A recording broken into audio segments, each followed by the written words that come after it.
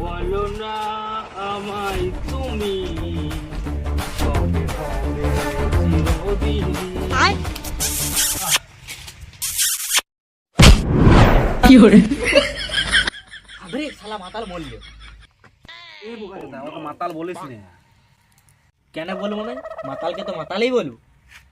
তুই জানিস ও master degree করে ঘরে বসে আছে, তাই সরকারি চাকরি নাই বলে ও মাতাল হয়েছে। হ্যাঁ তো কি হয়েছে? আমিও তো ভূগোলে ডবল MA করে বসে আছি। দেখবি ডাকবো, এমন প্রশ্ন করবে তুই উত্তর দিতে পারবি না। হ্যাঁ দেখি ডাক, মাতালের আবার প্রশ্ন আর উত্তর। তাহলে আজকে একবার হয়েই যাক, মাতালকে ডাকাইলি। এই মাতাল শুন।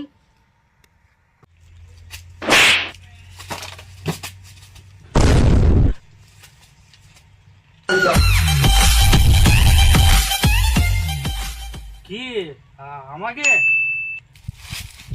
প্রথম কথা বলছি, আমি কিন্তু মাতাল লই, ঠিক আছে? তাহলে তোদেরকে একটা প্রশ্ন করি, তো বল তো সূর্য দা সান কখন উঠে? এটা তোর মাস্টার ডিগ্রির প্রশ্ন? হ্যাঁ খুব তো হাসছিস, উত্তরটা বল তো দেখি। উত্তরটা তো গোটা পৃথিবীর লোক জানে রে। এটা সূর্য তো সকালেই উঠে। না না না না, একদম হইল না উত্তর। বিজ্ঞানী কোপারনিকাস কত আগেই বলে গেছে যে সূর্য হচ্ছে একটা নক্ষত্র। সূর্য স্থির আর ওর চারিদিকে গ্রহরা আর উপগ্রহরা এমনি করে ঘুরতে থাকে, এমনি করে। তাহলে সূর্য উঠেও না আর বসেও না।